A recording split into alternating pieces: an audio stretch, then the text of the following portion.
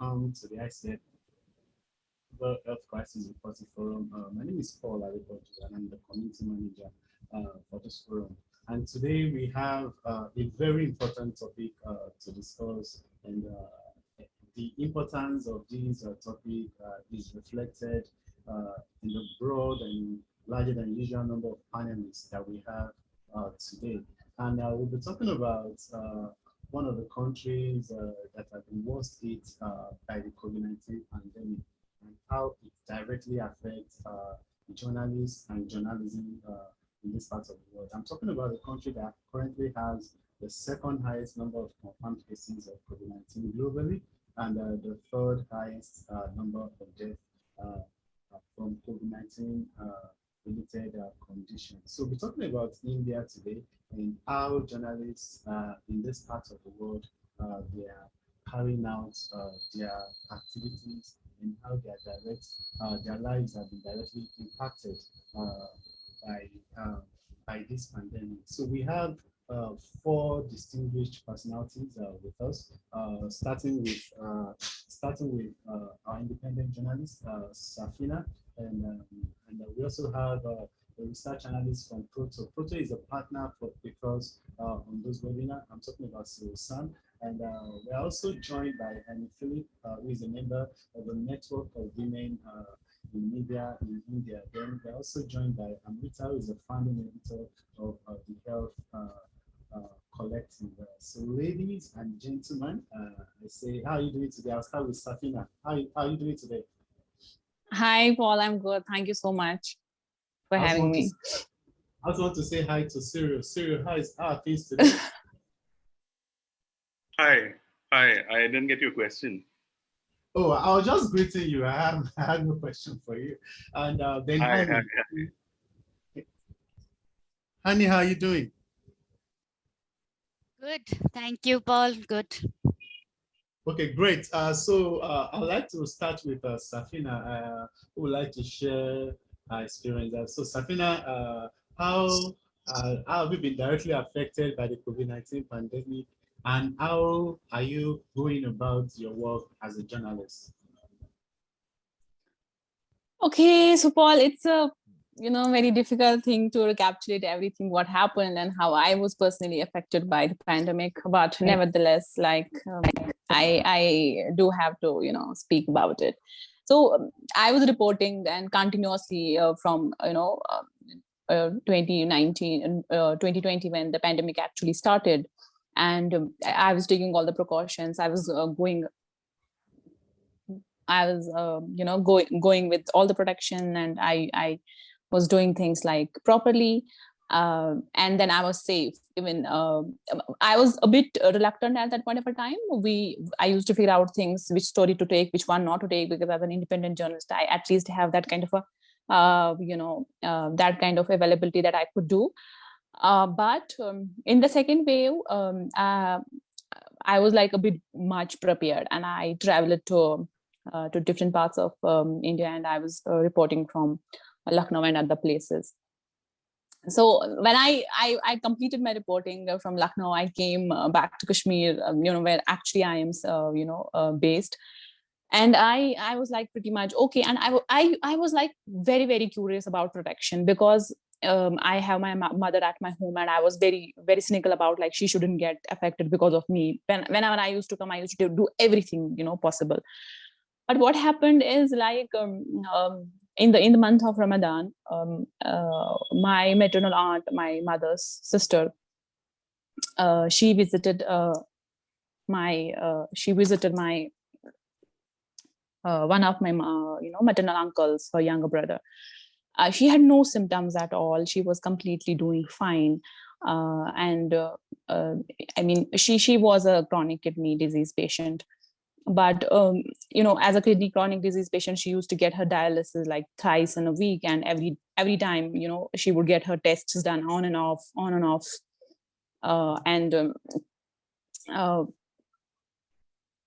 And they were always negative. Her tests were always negative, and she visited us that time also. She was negative. But what happened is like she had these silent symptoms, and the RAT, which is the rapid action test, that was not showing the correct answers. So when she came to our place, like my younger, my maternal uncle's place, and they all got they all got fever, headache, even kids like 2-year-olds also. And we were more worried about her health, because we were sure that she is like a CKD patient and she needs to be safe and not get infected. So I visited them, and I saw all of them sick, and I was like a bit worried. I told them, no, there is something wrong. You people should all get your tests done. And I just wanted her to shift to my place, because if she is fine and she doesn't have any symptoms and she's correctly doing fine, then we need to take care of her first. And I got her to my house. So we are 3 people now at my place: my mother, me, and she. And so there are the rooms. I shifted her to one room. I shifted my mother to another room, because I was like going out and coming in. So I just wanted to be away from them. So I took the lobby portion where we generally sit for tea and other things, and I placed my bedding there. I said, I'll have my eye on both of you. But she was here, and till the time my mamo's family, like my uncle's family, was trying to they got their tests done, and they were on quarantine, and they were just trying to recover. So suddenly my aunt, she felt like breathlessness at one day. And since it was Ramadan, it was too late to go to the hospital. But I thought, no, if she's getting she's having problems, we should shift.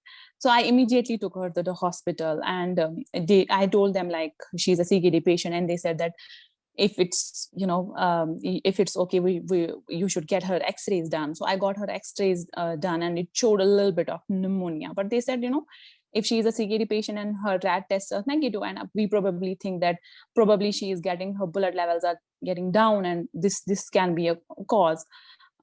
So they said, for today we can give her nebulization and get her stable, and then in the morning you can just see. So I got her nebulizations done. I got everything, and I mean we got her medication and all. She was fine. But till the time I was like pretty much sure that we needed to get an RT-PCR, because there's something wrong. So in the morning, so I got her to the another hospital, and I got her CT scan done, and her lungs were almost 90% involved, and there was no bed available at that point of a time. I was just figuring out hospital, from one hospital to another hospital. We were juggling till the time, all of the family members, we are 17 family members, my 3 uncles, maternal uncles, my mother and me. So we all had developed symptoms till the time, including my mother and me. But I was like consistently with her, and I was just taking care of her.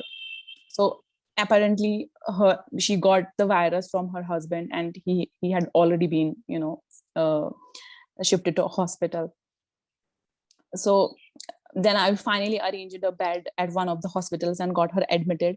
And for 5 days, one of my maternal uncle and my cousin was with her. But the problem we faced was there was no bed available with a dialysis facility at that hospital, and we had to shift her to another hospital, which was the tertiary care hospital. We got her there, and we got her admitted somehow, and her dialysis were done. So till the time she was there, all of us tested positive. All of us, like including my mother and me, we all tested positive. And I got because I was in a very, very close proximity with her, taking her to hospitals and everything else. So I got serious symptoms. Like I got diarrhea, I got vomiting, all of the major symptoms I got, like heavy symptoms. And my mother also got heavy symptoms, and we were just struggling. So when we all tested positive, we got, one of my uncles who was who also was not well, but he didn't have that kind of symptoms that we had. So he was with her at the hospital. And then I shifted to my home. But her saturation was dropping continuously on 2 ventilators. She was on a ventilator also and on 1 oxygen. And then her saturation dropped to, 60, then to 40, 45. So it was in between. And doctors had told us clearly that she will not be able to survive. Even if she will survive, I mean, that will be a miracle. It's completely under the help of God now. After that, when we all were like positive, and we had no one for like in my home, in my place, we haven't had food for 3 days because there was no one capable to get up and cook. We were just boiling water and tea in an electric kettle and having that continuously for 3 days. And all of my relatives were also not in a position to come or go anywhere because we were all positive. And one day, it was her 3rd day in the hospital, and my elder uncle was with her, and he had collapsed outside the hospital door, and for 6 hours we had no information about him. Then somebody picked him up, and he called us from his phone that he is lying unconscious outside the hospital gate. There was no one to go and get him back. And then my cousin called one of his friends, and then we got him back around 9 o'clock in the night. And for those, like from 9 o'clock in the night till 4 a.m. in the morning, she was there like for 6-7 hours. She was alone, and she died in that moment only. Wow. And when she died, I was calling her phone around 5 o'clock in the morning when I heard that my uncle had got sick. We have to go. I called her on her phone. I thought I'll tell her that don't worry, we'll send somebody. So you need to be a bit okay for an hour or so. We're arranging someone who can come and go be with you. When I called on her number, somebody else picked up the call, and he said like, she's no more. She collapsed like around 4 in the morning. And my mother after that, she got very serious because she got into stress, and her saturation dropped. When her saturation started to drop, I checked her saturation, it was around 89. I started to call up everybody. Within those 5-7 minutes, her saturation dropped to 84. I just arranged a car, got her into the car, and went to the hospital. Till the time, from my house to the hospital, it's just 6 minutes drive. Her saturation got till 63. I got her x-rays and scans done. I was myself like positive and heavy symptoms, and I was just carrying her everywhere. We couldn't find what is wrong. And when I got her x-rays and everything done, within 2 days she had developed bilateral pneumonia. And I immediately had to shift her to hospital, and there was no one to take care. Like I told them I'm positive, but I am not going home. I'm going to be with my mother. There is nobody who can come, and there is nobody who will be home where I'll be dying there and she will be dying there. It's better we die once and we die together. I was like completely hopeless. Like there's not even a single thing that was positive and that was happening. But I was this resilient, and I told my mother, I just want God to give you life, and it's my responsibility to get you okay. I'll get you. I'll correct everything. Just be strong. And I admitted her in the hospital. And her saturation kept dropping and dropping, and then there was no facility to do her tests like D-dimer, her blood tests. I had to arrange a person myself who I paid like 3 times extra, who came to the hospital. I got her out, and he took her samples, and then we got tests done. Her D-dimer had raised to 3.3. Then I had to consult with the doctors, and they were reluctant to give her steroids, injectable steroids, but there was no other way to get her saturation stable. Somehow, I personally feel that even though I was in a lot of tough time, I am like really, really privileged. There were so many friends and people around who were actually helping me on phone, arranging oxygen, arranging medication, giving me consultation what you should do yourself and with your mother. And then after 6 days, her saturation started to increase from 60, 70 towards 80s. And then it took her almost 12 days in the hospital. I also am really, really grateful for all the people who were around there in the hospital, like who were attendants of other people. They were giving me continuously that encouragement that she will be fine. And they were allowing me time to rest, myself, because I was myself positive. So to rest from time to time. I think in all that mess, everybody thinks that, in the family and around, there is a lot of you and cry that I'm strong, I can take care of everything, I can juggle with every situation. But I was like completely messed up inside my head. I was continuously thinking that what is happening, why is it happening? Even if it happened, why did it happen with each and every person at a single moment? And I lost my aunt, who I was really, really close to. I couldn't even mourn that. I was like juggling inside hospitals. Wow. She was someone, I mean, she taught me everything in life. Like, I mean, my mother has not taken care of me that way she has done, because I've been brought up by my maternal parents, so she was always constantly around me, doing everything with me, my education, my co-curricular activities, each and everything. So it was a heavy, not only physical toll but a mental toll, because as a journalist, when I was going around and doing stories of people, I could feel that pain. And at times I used to think, there are people who do a lot about, I mean, there was a medical crisis at that point of a time, and people were freaked out. But that feeling, when you get it and you try to sink in that feeling also, when somebody in your family, immediate family, dies with the disease, I mean, it's a real threat, because you never Yeah. know. I mean, there is no surety about it. I have seen patients who were completely fine and going home, and I see them, when they went home, they just died suddenly. Their saturation just collapsed together. So there was a lot of mess inside me, and I mean, I think it will take a long time to come out of that mess. That the mental mess that is inside my brain.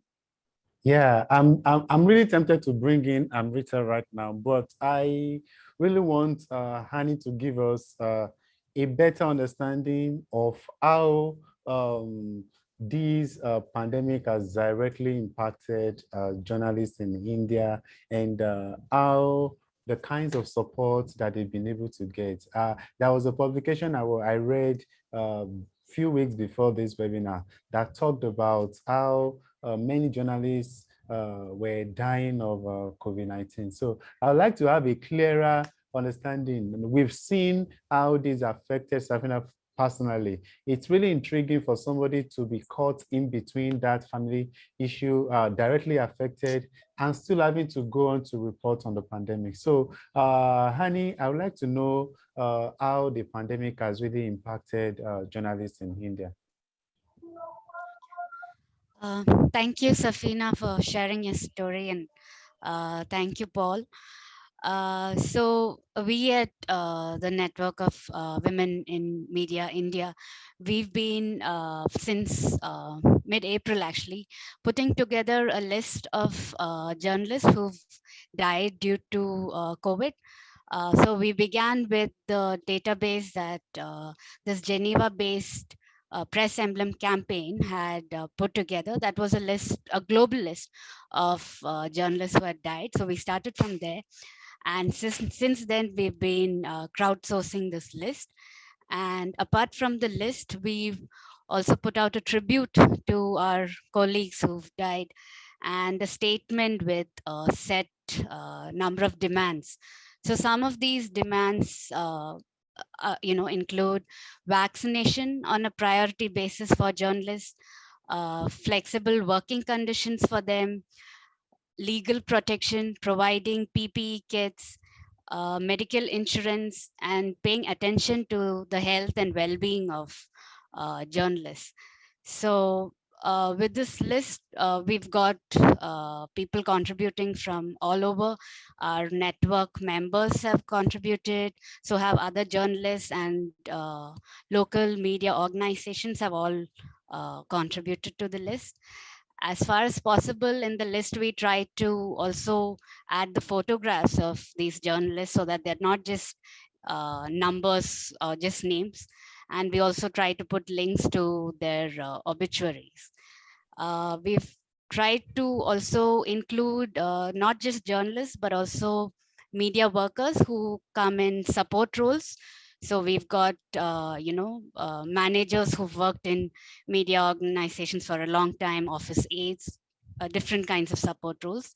And we've also kept it open to journalists who've retired, and another list for journalists who worked in Indian media before and but passed away outside India.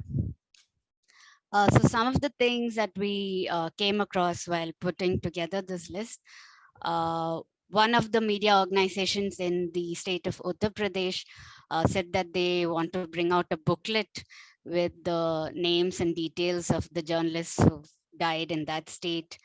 And so that's a welcome move, that people want to remember those who've died. And also we've heard from Women in Science project, who wants to put out a similar list for people in STEM who've died due to COVID.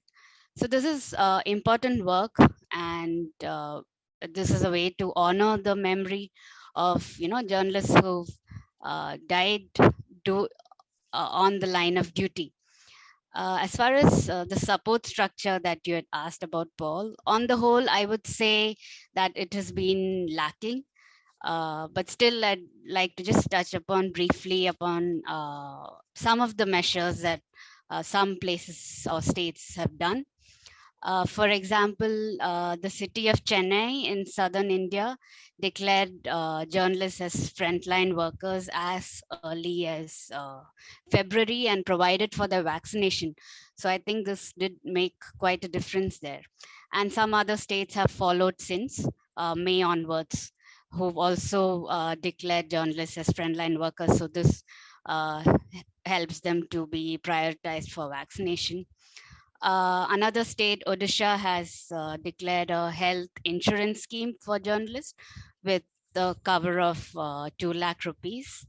The union government's information and broadcasting ministry has a journalist welfare scheme. This provides for the families of journalists who've passed away. The state of Telangana has provided some funds for journalists who are undergoing COVID treatment. There have also been some private foundations which have announced insurance schemes. Many of the press clubs across India have done vaccination drives, and media organizations like Reuters, News Laundry, News Minute, they've all provided PPE kits to their journalists. Yeah, and also the Mumbai Press Club, which also had a PPE kit drive. I just want to highlight two groups which I think have been particularly vulnerable. One is freelance journalists or independent journalists like Safina, who don't have the backing of organizations. And the other is photojournalists. So a colleague was telling me how during the riots in Delhi last year, many of the photojournalists had to go out to cover wearing their bike helmets as protection gear. So it's not just pandemic coverage.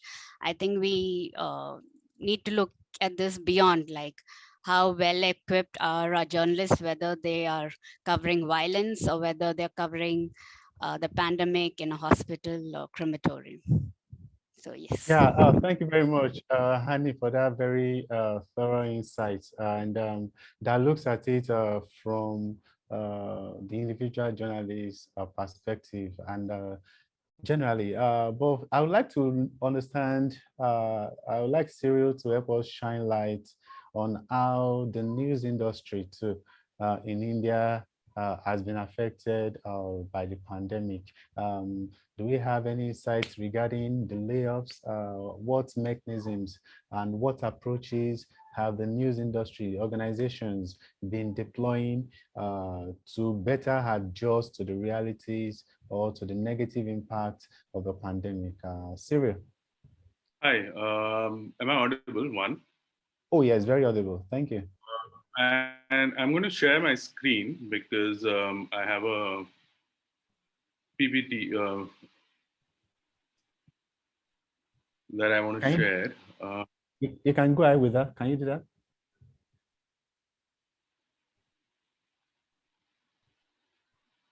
while we set up Cyril's slide, for our audience, wherever you are joining us from, if you are with us on Zoom and you have any question, you can use the Q&A option on the Zoom platform to send your questions and comments across, and we are going to get to them at the right time. And if you are watching on the Facebook live stream, you can put your comments and questions in the comment box below the stream, and we'll also collate them together. So we appreciate that you are joining us, and we also welcome your engagement and participation on any of the subjects that our speakers are talking about.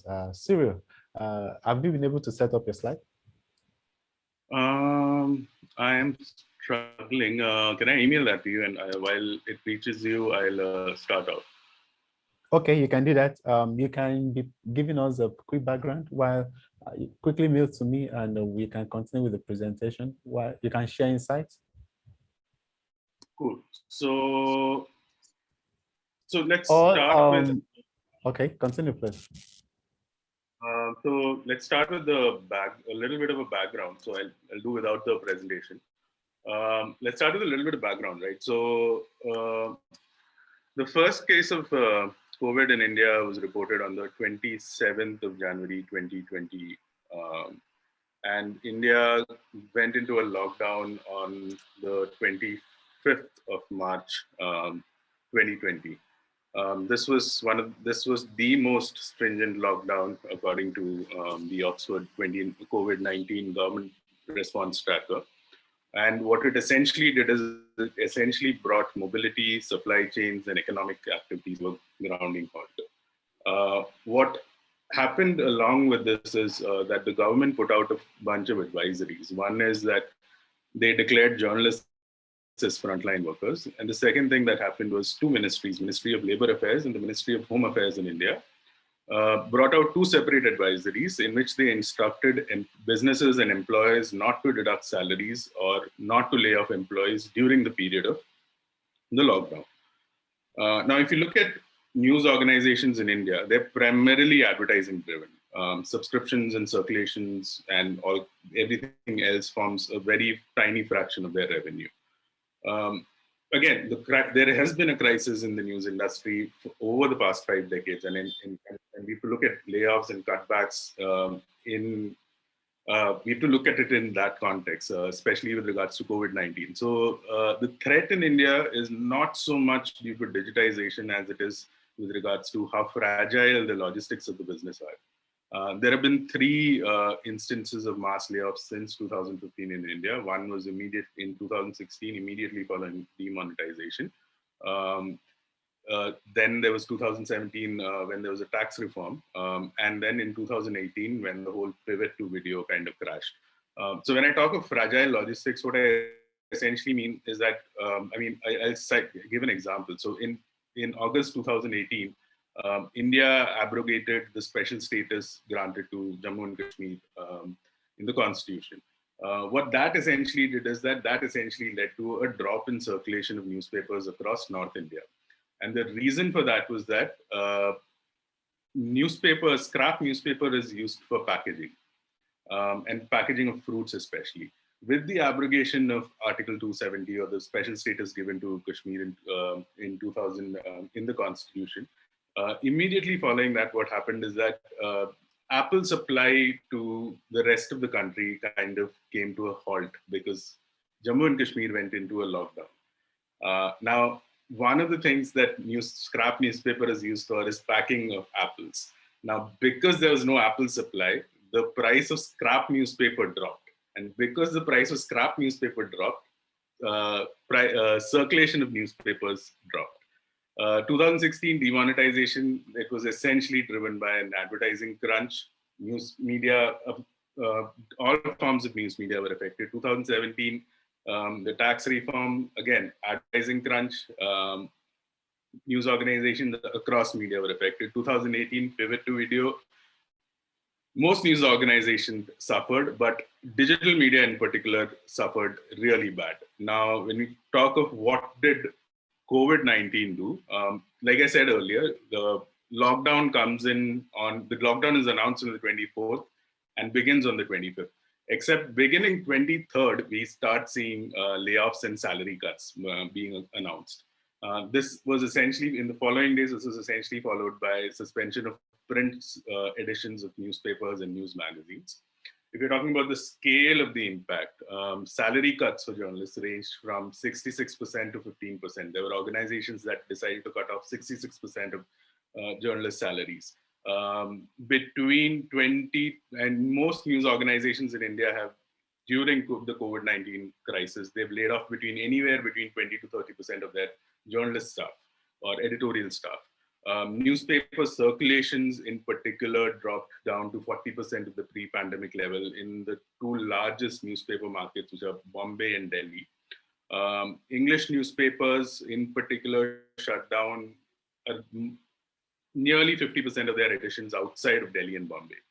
Now, salaries at most of these organizations were cut without any notice or without any warning.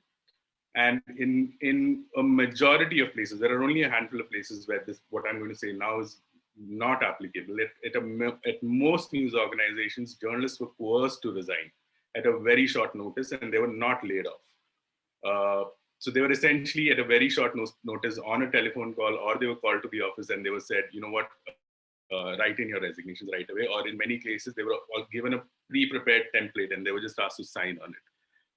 Most journalists, most full-time working journalists in India continue to work at pre-2019 salaries. There have been no salary hikes since 2020. There are fewer full-time working journalists, and freelancer rates have come down. In fact, most freelancers, especially English language freelancers, now prefer to write for foreign publications because it makes absolutely zero sense to write for an Indian publication because they don't pay you at all. And even if they pay you, the payment cycles are delayed. Current status, most recently, which is I think sometime this week, the Hindustan Times shut down its Jaipur edition. The Hindu group laid off a bunch of journalists across their publications. The impact is especially bad on regional language journalists in India.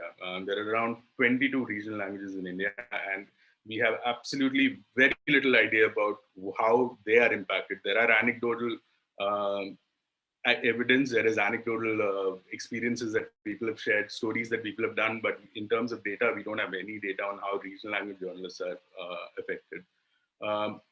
Among English language journalists, now the English language journalists, especially full-time working journalists, they are working longer hours with fewer weekly offs.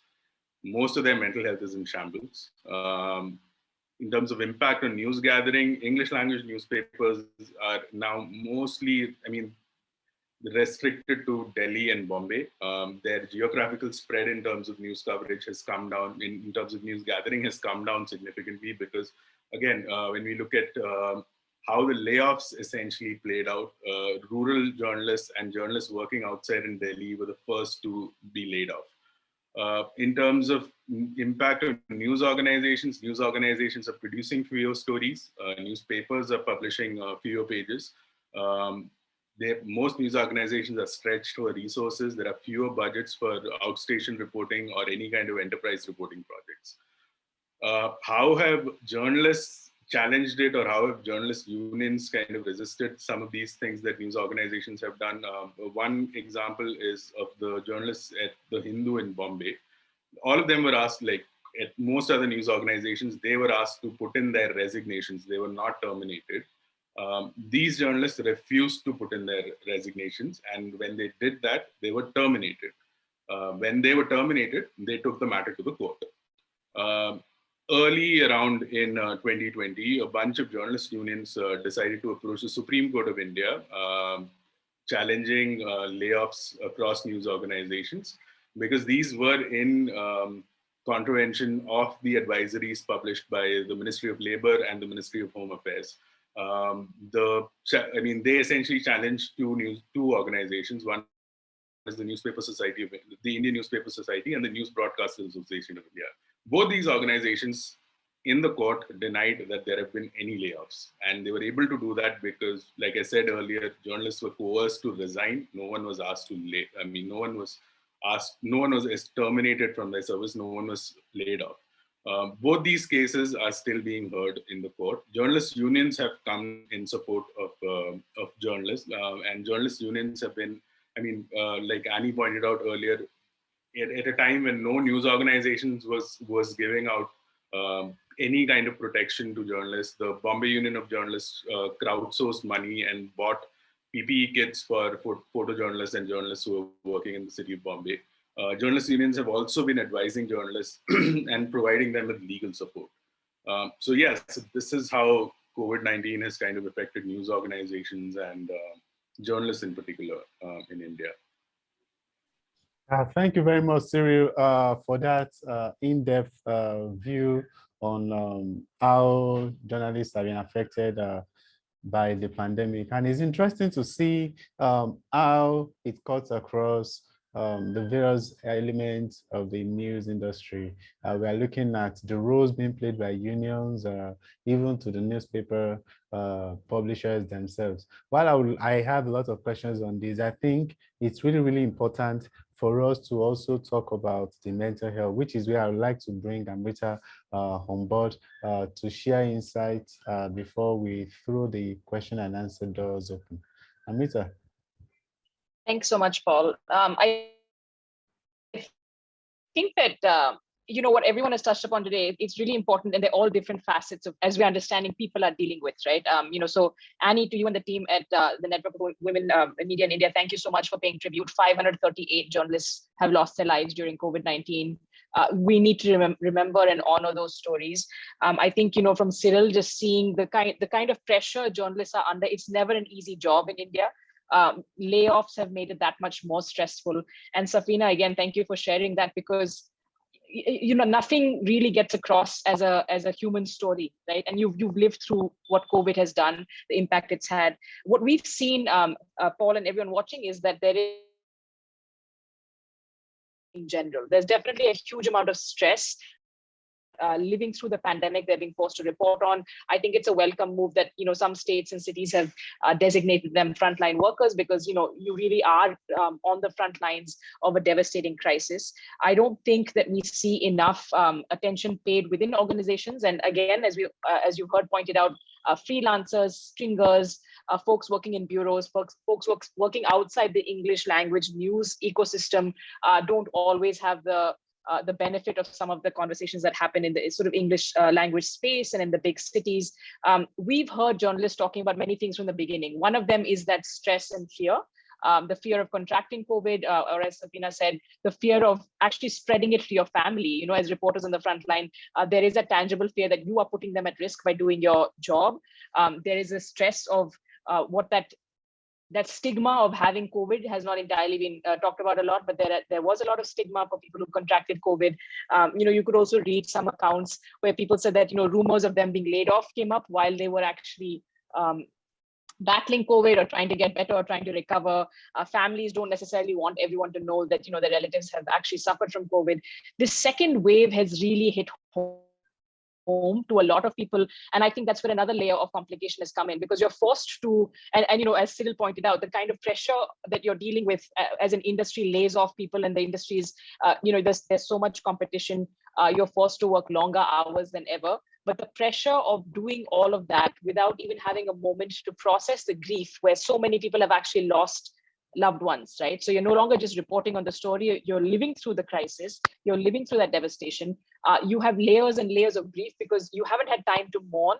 And I think we all understand that, there are reasons that we have mourning rituals across customs, right? You need to be able to process that grief to be able to get to a slightly healthier place. This has been non-stop for the last year and a half, even as the lockdowns are easing right now. I think we heard a little bit of that in Safina's story as well. There's cumulative grief that adds up and adds up. All of us have heard of, either close friends, family members passing away. And I think apart from that, moment where we're kind of socially distant and trying to reach out to people virtually, you're not able to meet each other and give each other that kind of comfort and solace that you could in normal times. There's also burnout. There's tremendous burnout.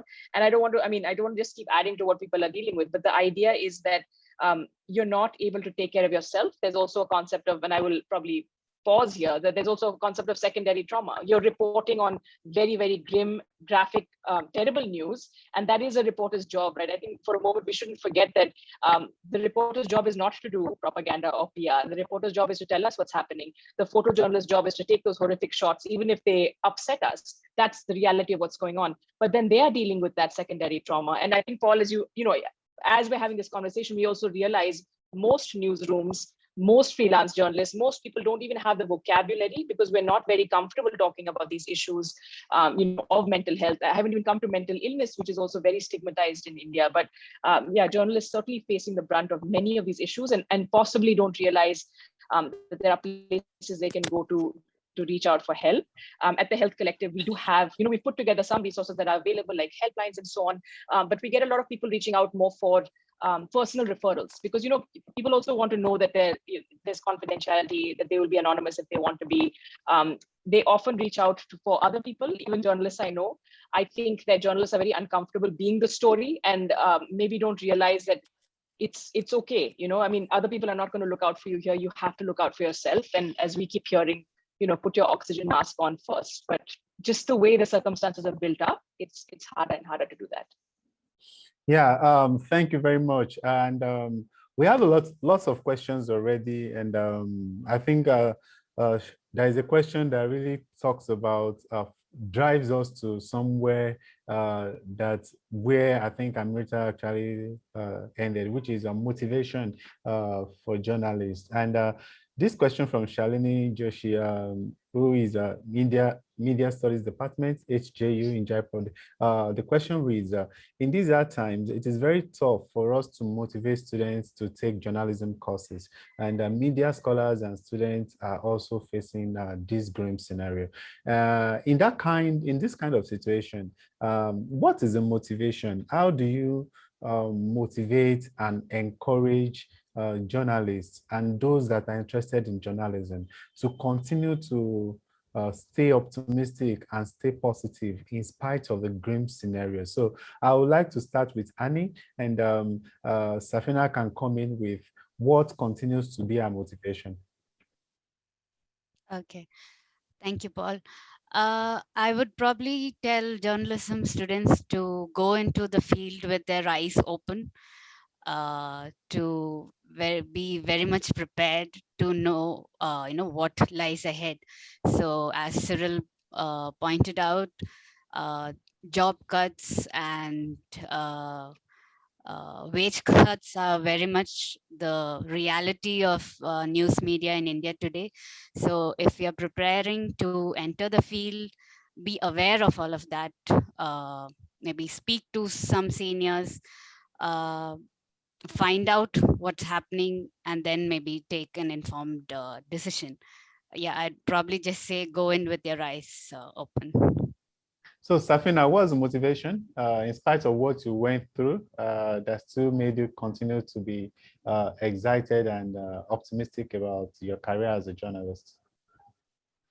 Paul, I think everyone has its own, mechanism to deal with, everything, because at an individual level, you have different mechanisms to cope up with different situations. But I would definitely say that, journalism is such a field where you need that kind of a madness. If you are not mad, you won't be able to do it from the very beginning. If you are not mad, you won't be able to do it. You need that kind of that spark, that madness in you, that you go with, you go within the field, because and also I believe that we come from, like, as Kashmiris, we come from such a background where we deal with certain kind of instability, struggles that we continuously juggle. We've been groomed with those problems, and they continuously are in the backdrop of us. And while we were we were getting trained as journalists, and we were continuously seeing that violence or that disturbances around. And I think that probably prepared us emotionally in that way. But I am definitely sure students who now are doing things, who are now trying to become journalists, it's a very, very tough time for them, because they are directly getting into violence. They are getting exposed to different kind of situations that are really difficult situations, where you all juggling with such situation where you are yourself at the risk of getting infected or getting getting into that that zone where you do not know what will happen. But as I said, there is saturation in each and every field, be it medical staff. If you see their situation currently in India, be those doctors, those interns who are working continuously, and what kind of a wages they are getting, because the infrastructure is not so well built up. We are not, as a country, we are not involved in developing public infrastructure, be it in any field, education, health, or any sector. We are more involved into international kind of a stuff. So I think the saturation that we talking about, or the person who asked the question is talking about, is in each and every field. But then understanding that you need to figure out, as a person, you need to figure out your own way. And I think the mechanism to cope up with difficult situations depends upon person to person. Personally, what my mechanism is to deal with such situations is that I try to analyze the situation. If I'll be able to handle it, I handle it till that point. The point it goes out of my hands, I just leave it like that, because I feel like I have that kind of a faith that there is something supreme above everyone, that's God, and he will pull it from here. So I think I leave it there when it goes beyond my reach. Yeah, we have lots of questions, but I still want to bring in Amrita on this particular issue. And the reason is this: I'd like to know what the go-to coping mechanism for journalists in India has been in this pandemic. Do you have an idea of what the mental health coping mechanism that they've been deploying has been? I think that there are many unhealthy coping mechanisms, which we should not get into, because there are many stereotypes for journalists. But I will say that what I found, and I know there's a comment coming on how disheartening this is. What I will say is, what has been incredible to see is that journalists have been also reaching out to each other. I've seen it a couple of, journalists, alumni groups, so folks we've left newsrooms, but they're trying to sort of help each other out. They're a sounding board for each other. No one understands what a reporter, editor, or photojournalist is going through like someone else, and literally that pressure of the newsroom while also coping with this. So I think one of them has certainly been reaching out to each other, and that's probably a very healthy, a healthier one than the usual alcohol, smoking, and other coping mechanisms. And something we've heard from psychologists and counselors as well is that the most important thing we can do right now, especially because we're not because we are socially distant, we're not able to see each other, meet each other, is to reach out to your support network, right? Make sure you have a support network. And I think it's that is one way to look at it, and have a sort of healthier approach to what's happening. Yeah, I'd like to bring Cyril in right now. Looking at the magnitude of the problem at stake, I'm curious, has there been any time pre-COVID that we can lighten what journalists are passing through right now too? And did anything happen that had already prepared or indicated what could happen to the news industry in the light of pre-COVID? I think this is a unique situation. I don't think we've seen the kind of crisis that we're seeing in newsrooms and among journalists right now. I don't think we've seen that, at least not in my lifetime. I haven't seen anything of this scale. Sure, mass layoffs are something that have been endemic to news organizations in India. But at the scale at which this is happening, the scale at which people are trying to deal with things, I don't think we've seen that, not at least in my lifetime. Okay, there is a direct question that came in for Hani, and it's from Georgie Abraham. So the question is this, Hani, why hasn't more news organizations acknowledged deaths of their associates? And why isn't this list appearing on any mainstream news organization in India? Okay, thank you. Yes, in fact, this is something we had noticed a month or two ago, that the media organizations where these journalists have worked, some of them did not carry news items about them, and that is quite terrible. Here you have a journalist who's worked with your organization, and he or she has passed away because of being on the front line and doing the job, and you cannot give those few inches of space. So yes, so we did bring it up once on our Twitter feed, and we really hope that media organizations, that's the least that they can do, is to give the space to their staff journalists. Why isn't it covered more? Good question. I don't know. I mean, media organizations should be looking at that. These are people from their field, so we've got some coverage, yes, in the international media and a few of the national media outlets, but yes, it needs much more spotlight. Then for Amrita, I would like to know whether there were pre-existing mental health support services for journalists in India prior to COVID-19, and how do you think the COVID-19 pandemic would influence the perception of mental health, and what is going to be on ground to better equip and better position journalists reporting these stories in future pandemics?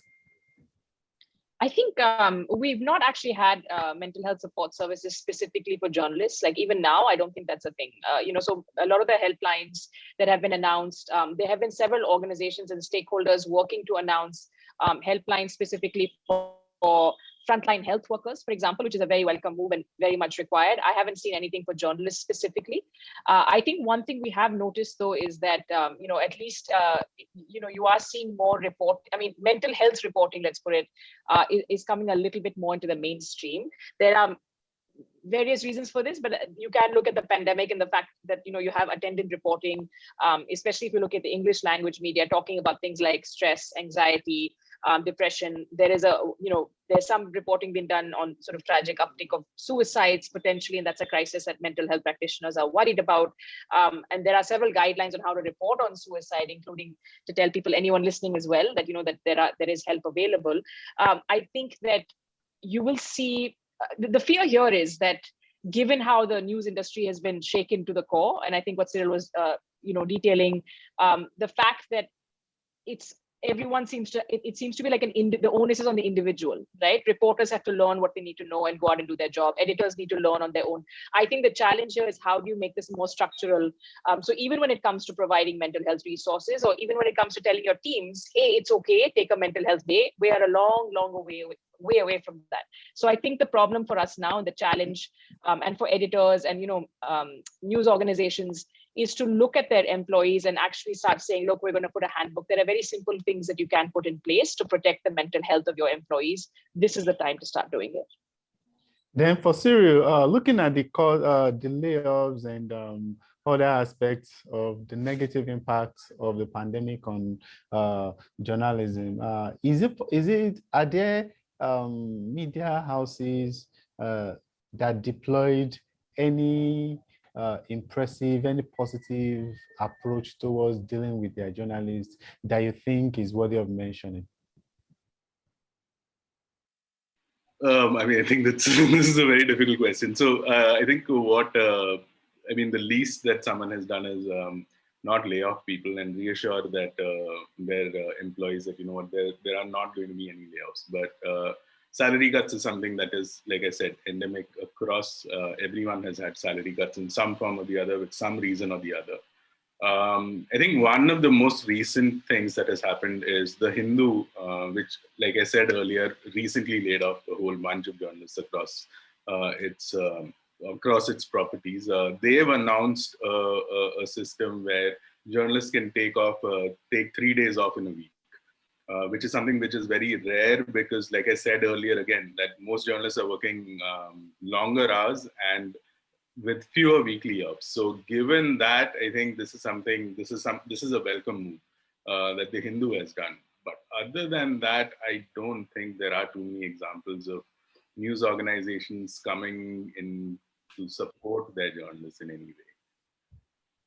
Then for Annie, I would like to still bring you in. So what do you think needs to still be done in order to ensure that journalists are better protected and better catered for the unseen pandemic? And immediately after Annie, I also like Sabrina to come in and say what she thinks what kind of things do you think independent journalists, freelance journalists, and photojournalists like you would need so that they can have a better peace of mind and a sense of job security? So we are going to go back to back from Hani directly to Sabrina.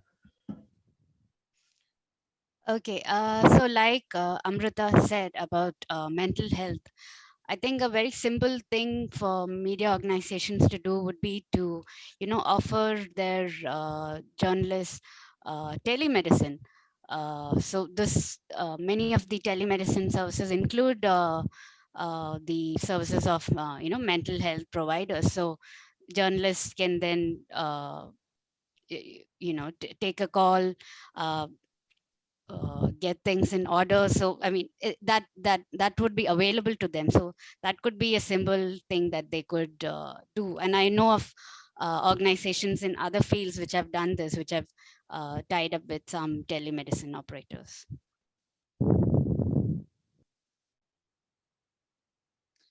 Shall I speak? Yes. Yeah. So few things that I personally feel that we should definitely look forward in doing in the future. First thing is that the regional media or the local media or people who work in regional languages. I think we should also need to bring them on a particular level or scale. Even if we talk about the major national papers or the national websites, even they don't have that kind of a particular mechanism where there is transparency in place. So if there will be a transparent mechanism of getting paid, having your contracts in place, what are the things that go into a contract, or particularly when you hire a stringer, or you ask a freelance journalist to do a particular story, the rates should be competitive and they should be equal, they should be same. There should be no hidden costs, or there should be no hidden agenda behind it. I have personally seen so many things that go, for example, I'll give you a quick example. So once I did a story, and the story went up and it was live. And after that, till the time, there were no in between things when I was doing the story or I was filing the story. Once I did the story, and the editor comes back and sort of writes to me that the story was not up to the mark, and she just wanted to cut my fee. And I was like, if it was not up to the mark, it should have been brought to my notice before getting it published. Why is getting this thing to me after the story is up already? So these are tactics, and we as journalists or editors, we belong to the same feed. Firstly, we should not do it with the journalist as an editor, and second thing, if it is happening, so for example, I understood the tone of the language, or I understood the person where from it is coming, but it doesn't happen with each and everyone. So we need to have a lot of transparency, and we need to give freelancers all the incentives, be it health when you're going out on a trip, that kind of support. We need to work towards that direction. I think it's a long way, but we have to start somewhere where transparency will be in place. Yeah, thank you very much. So sort of a unique code that will work throughout the media organizations. A unique code that will drive all of the media organizations. Okay, thank you very much. This question, I think, is best for Amrita, and it's from Ash Ismail, who is asking for what do you think the roles of media houses in India should be in helping their journalists to cope with the mental health impacts of the pandemic? Can you quickly answer that? We have lots of questions.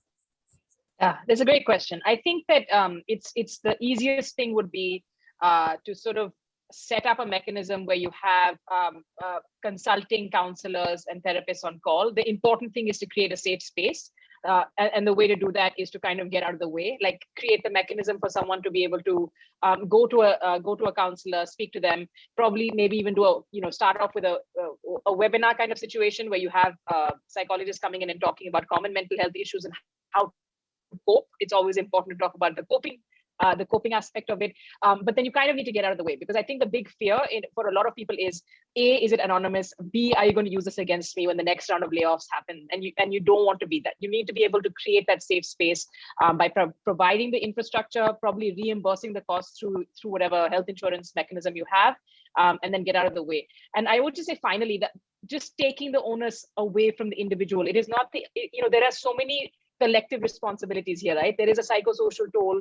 There's a collective responsibility. You need to also be telling your editors, your managers, your managing editors that this is not the way to do business. You cannot have the people who are actually going out and bringing you the news or working day in and day out, suffering all of those threats we talked about. You have to be looking out for their mental health. So that message has to go from the individual to the collective as well. Yeah, so thank you very much. So we have a question, and I think I would like to, I'll read it, and anyone that feels like taking the response should. I think maybe it will be between Annie and Cyril.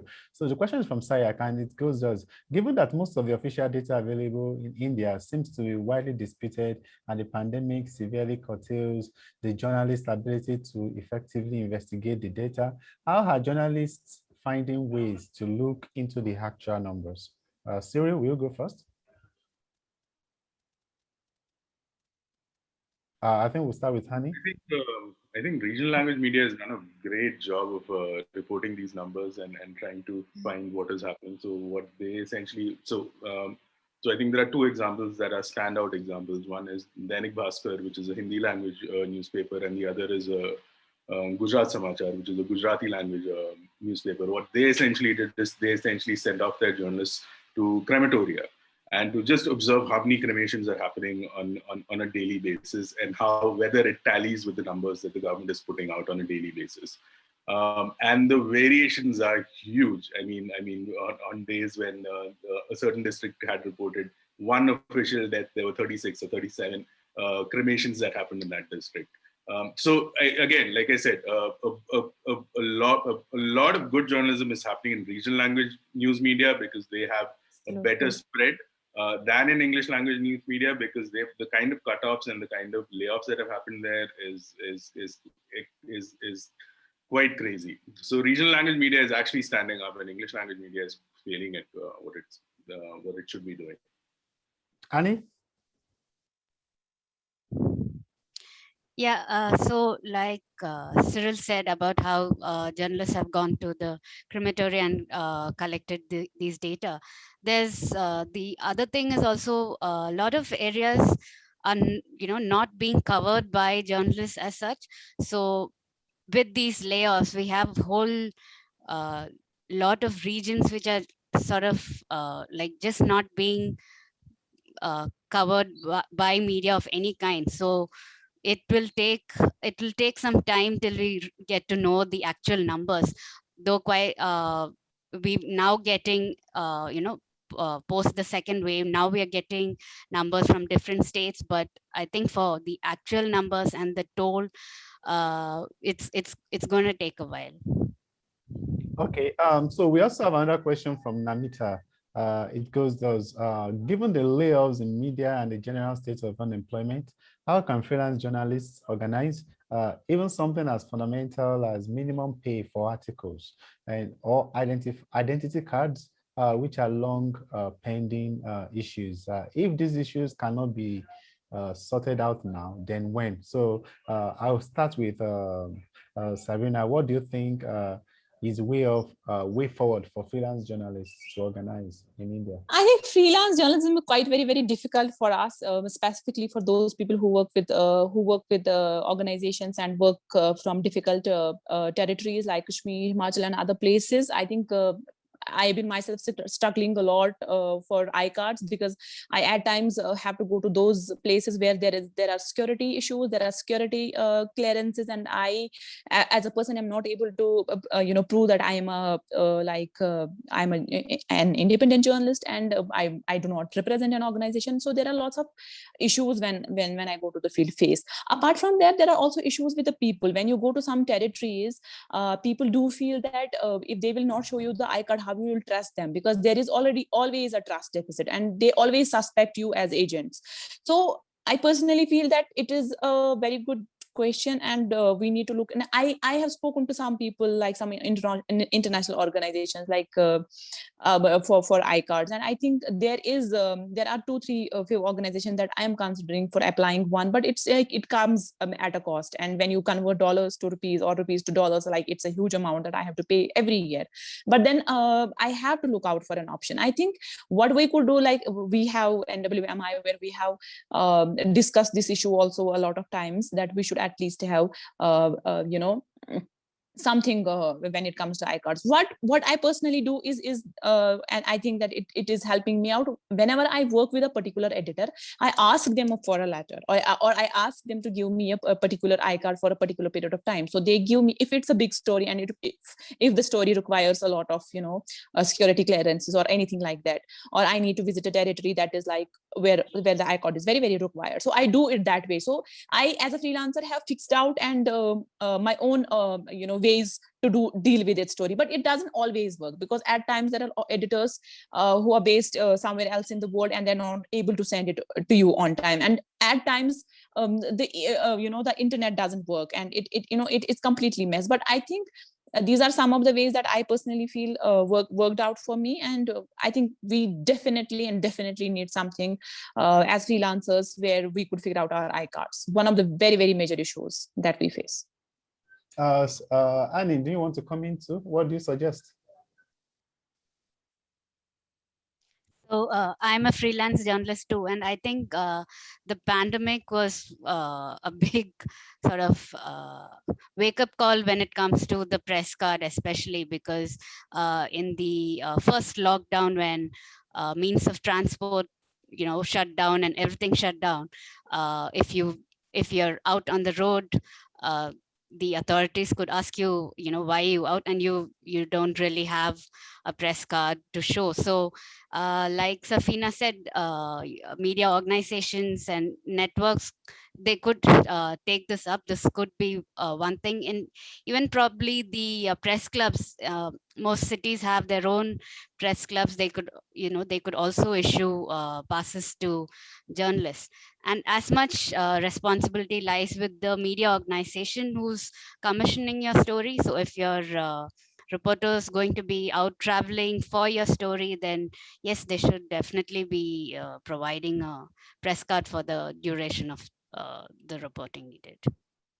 One more point, Paul, I just want to pitch in one more point, that there are clubs who provide press cards, and there is a government accreditation policy that is in India where they provide you iCards, but it is very, it's very problematic, and there is a monopoly in place. For example, if you apply for an accreditation card, there are some requisites that you have to follow. I have filed for an accreditation, within my state, and I couldn't get it because they also suspect you. They judge you what the kind of stories, the kind of work you do. I mean, that's completely, unethical. As a journalist, you are a journalist. Whatever you are doing, that is your job. That is none of, the scrutiny that they give or they try to do when they, check your work. It should not be their business. It should be the kind of accreditation they have to give. They have to accredit you that you are a working journalist, and that's it. They shouldn't check that what kind of a work you are doing, what kind of stories that you do, what is your political ideology. So I think there is a lot of monopoly in that, and it somehow and somewhere it needs to go, because then how you will be able to do fair reporting if you will scrutinize the accreditation policy in itself. Cyril.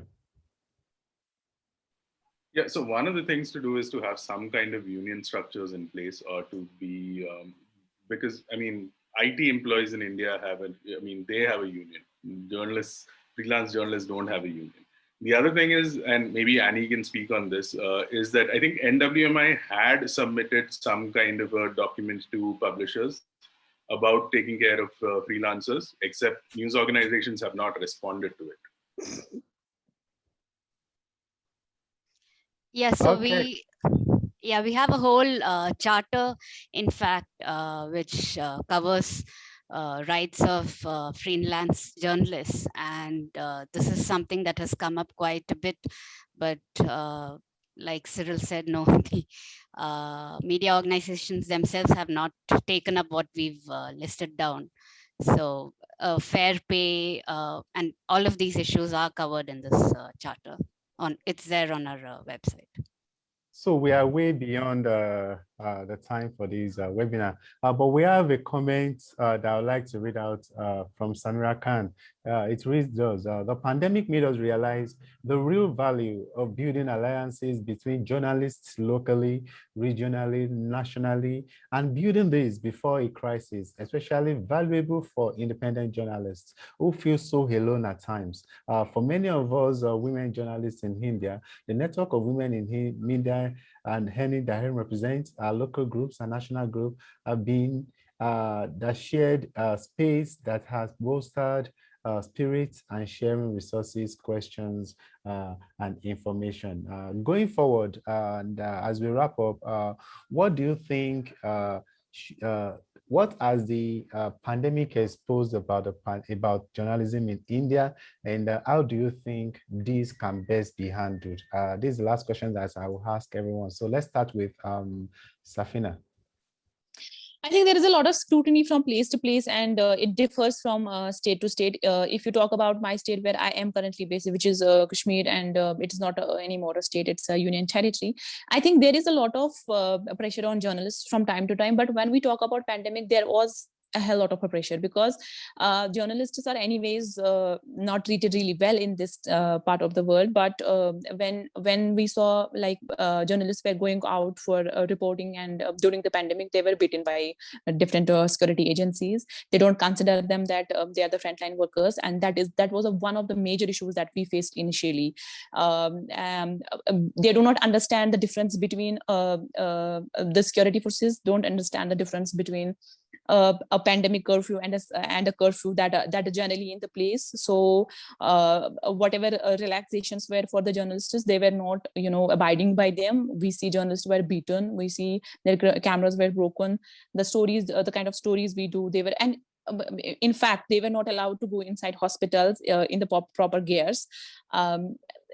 I think, it depends from state to state, and Kashmir is definitely not a place where journalists are working freely. And in the pandemic, they have used this pandemic against us. And at times it's still, right now, still it's happening. So I think they're using this pandemic for their own benefits, and, journalists are at the brunt of the other side.